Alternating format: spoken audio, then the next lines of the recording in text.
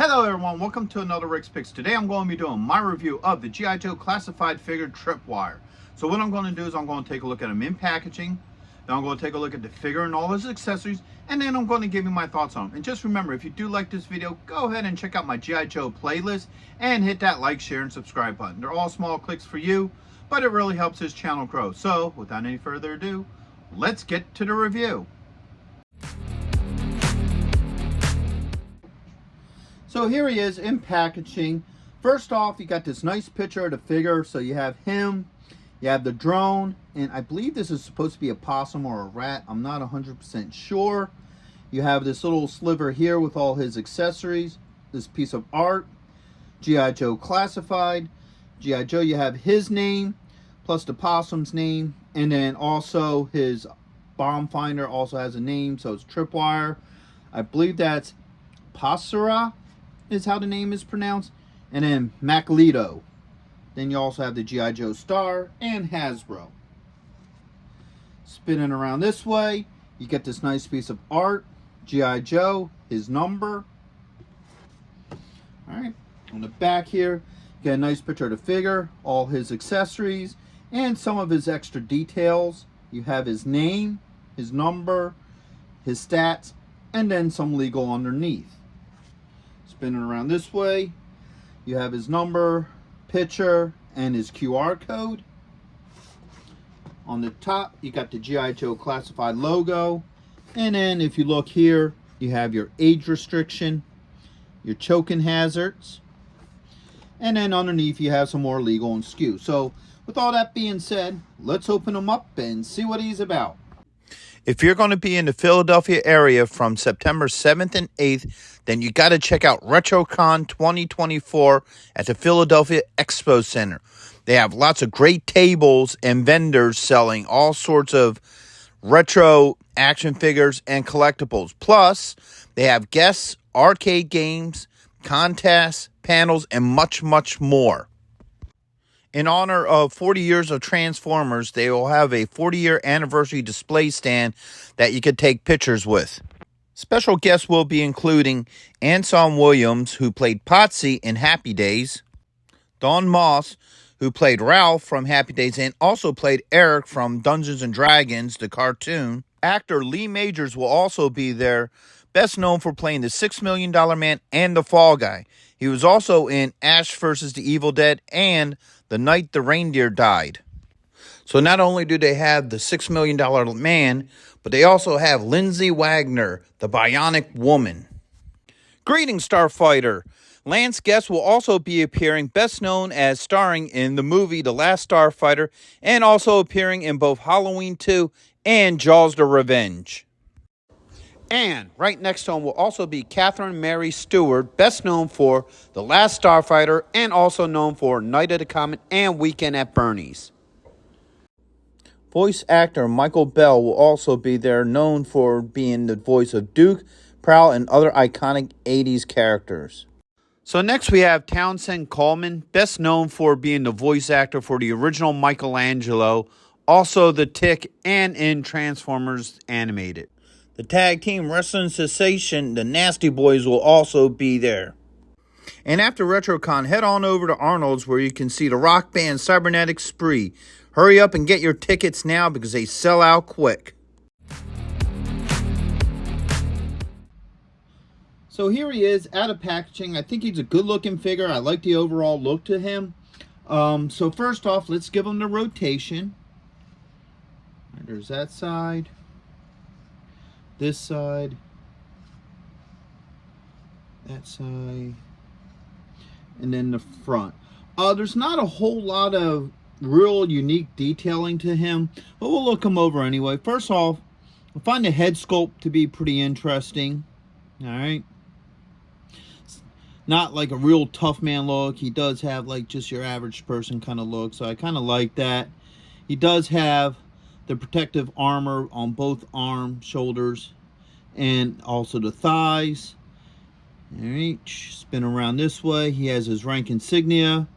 He does have the gray gloves. All right, and boots similar to the original figure. So overall, I do think he does capture for the most part, the look of the original figure. I don't have his protective gear on yet. We're going to go over all that when we do, you know, his accessories. So let's start looking at his points of articulation. So his head does move. All right. He has a shoulder joint with a swivel.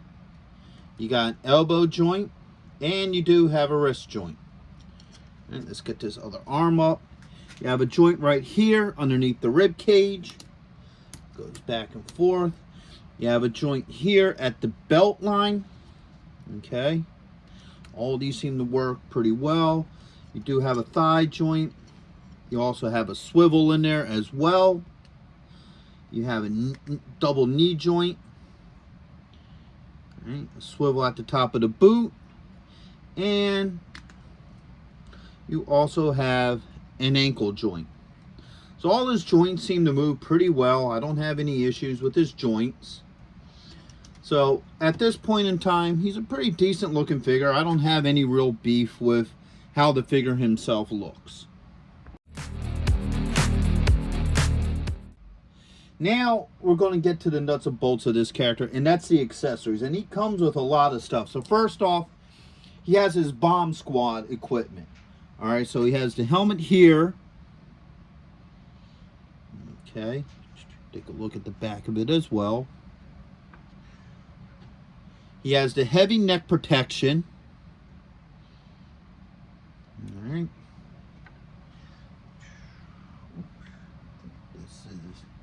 And the heavy jacket. All right. And then next he has his normal equipment. So he has his iconic helmet with the chin guard and the visor down. He has a smaller neck protection piece.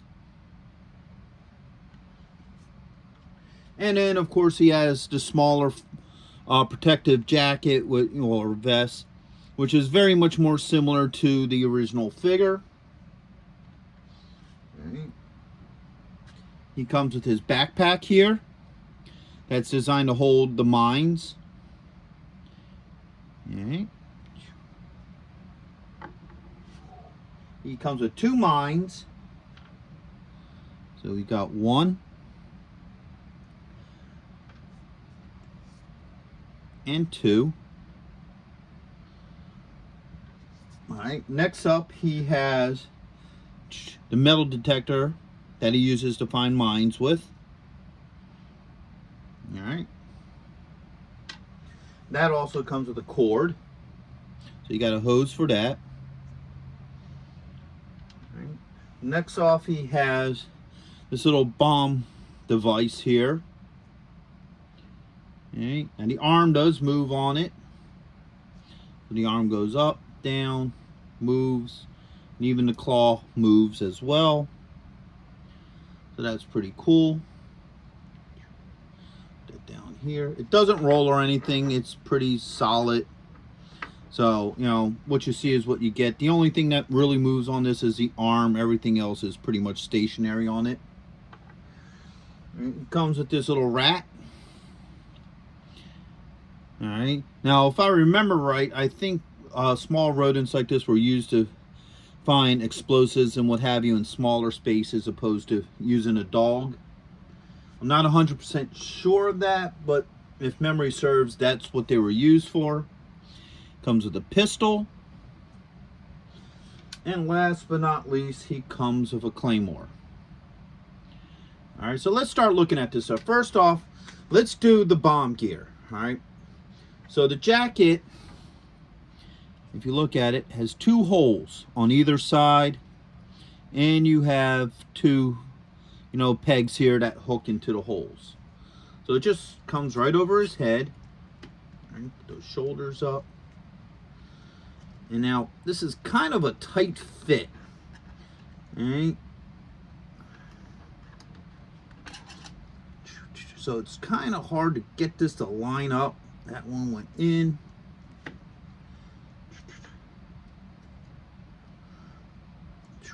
But it works pretty well. So I was able to get all of them in except for this top one. Let's see if we could get this top one in. All right. There it goes. Well, that's good enough. So if you look under here, it all fits in pretty well. You know, I didn't really get this top one in, but it's close enough. I'm sure if I took it off and reworked it, it would probably fit in. So I don't have any issues about putting this jacket on him. All right, get those shoulders down. So this will fit right over his neck, and it just sits there like this. All right, and like I said, I believe that's supposed to protect his neck from explosives, and the helmet just pops on. All right, so maybe I put this on the wrong way. No, that is the way it's supposed to go. All right, so this sits on him like that. So now he's in full bomb gear.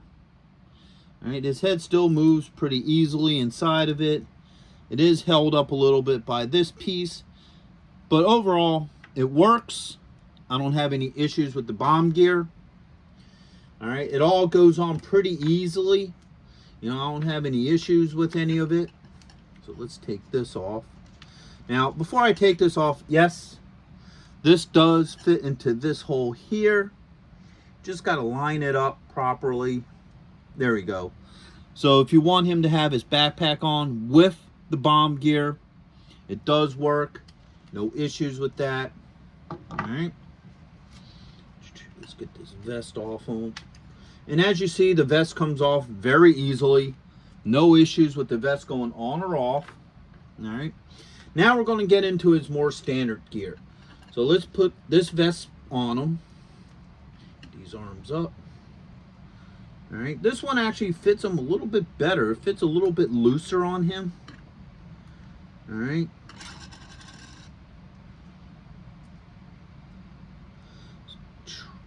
So there it goes. So as you can see here, everything lines up pretty well. I don't have any issues with that. All right, get him back on the stand. He also has the neck piece here, and this just slides over his head. Guess it goes this way. All right, so there's the neck piece. And then last but not least, the helmet. Boom. Get it up over the mouth, okay. So now he has the vest and the helmet, and he kind of has his more standard look like he did with the original toy, cartoons, and what have you. So this looks a little bit more like the figure we remember from our childhood. So first off, we're going to look at the pistol with him. All right. So the one thing about these classified figures I always liked is their fingers are very flexible. They move very well. So as you can see, the pistol fits in his hand fine. No issues with that.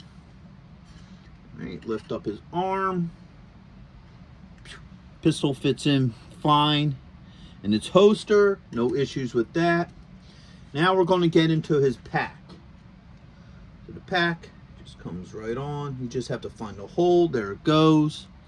Pack is on. No issues with that. Now, the one thing I do have an issue with the pack is you got a hole here in the middle. And that's for your, mine to sit in there. Because the mine here has a little peg hole here. And it just fits right on in. Just like that. But now, the issue with that, though, is one, you can only fit one on the pack. So you can't get both of them in. Two, it's kind of a little bit of a bugger trying to get this thing out of here. You might have to use like a small screwdriver or something to get it out of there, but it will come out. It's just a kind of a pain in the rear to get in and out of that. All right. So now this hose hooks in right up here at the top. Boop, just like that. No issues with this. All right. Put this in his arm. Or his hand. Right, so his hand opens up just nice. That just kind of fits under there like this. Alright. So as you see, that fits in very well in his hand. No issues. Now he does have a little clip right here. Oops, hose is in the way. So you could take this out. And you could just clip it right up there. So that sits nicely on his pack. He also comes with a claymore. Okay. And that could probably just sit easily in a hand here. Open this up. Put that in there. Oops. There it goes. Actually, that's a little, there it goes. Okay. So, and I'm just putting it in this way, but as you can see, he can hold it. No issues. As far as I'm aware of, there's nowhere to stick this on his pack. You know, so this don't fit onto his pack anywhere as far as I'm aware of.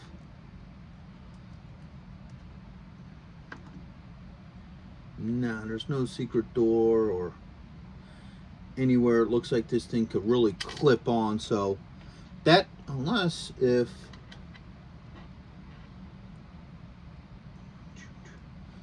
or if you want, you can stick it on the side there. All right, so you can have, you know, this just in his hand. You can stick the claymore on there.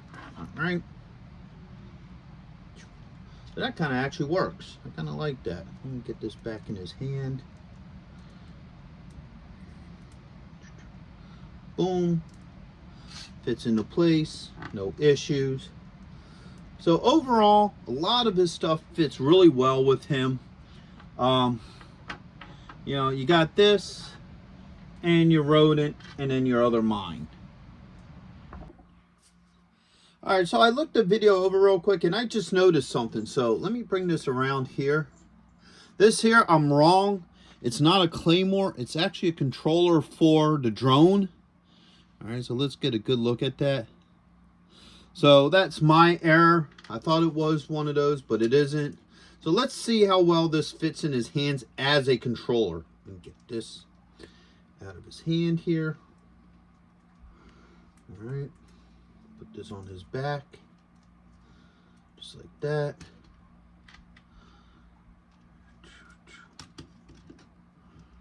All right. Put this in this, oops, in this hand like this. All right, let's put that thumb like that. And, all right, so his arms are a little tight. You can get it into place.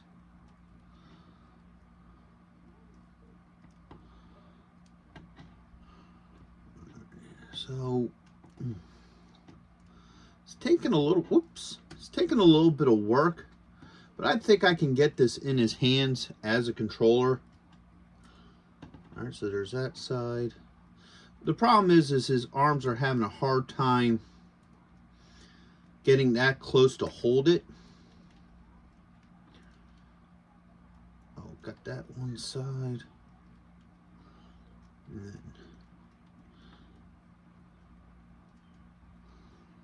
yeah, so what happens is his arms are a little tight when it gets in close. But, oh, let me see something here. Let's see how close. Okay, I can get these arms pretty close in there now.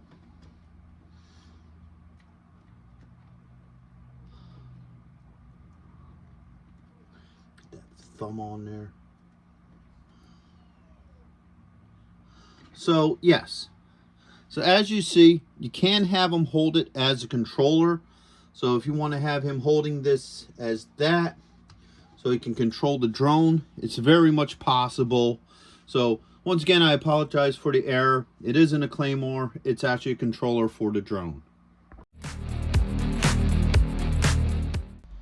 So, overall, I think he's a really good figure. I like everything that they've done with him.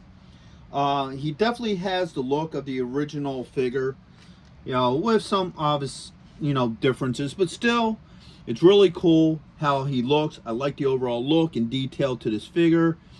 His joints are fine. I didn't have to add heat to any of his joints, nor do they jingle loosely.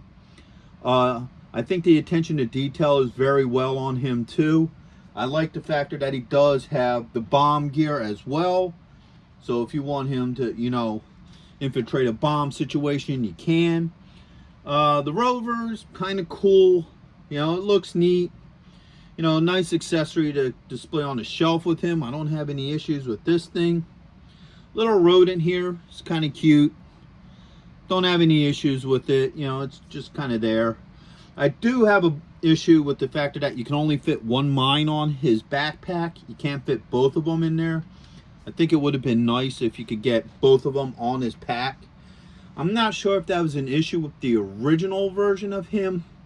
I didn't have them. One of my friends had them, and I forget whether or not you could fit both mines on there. But other than that, overall, I think he's a really good figure. I think he would go great with the rest of your G.I. Joe classified figures and G.I. Joe collectibles.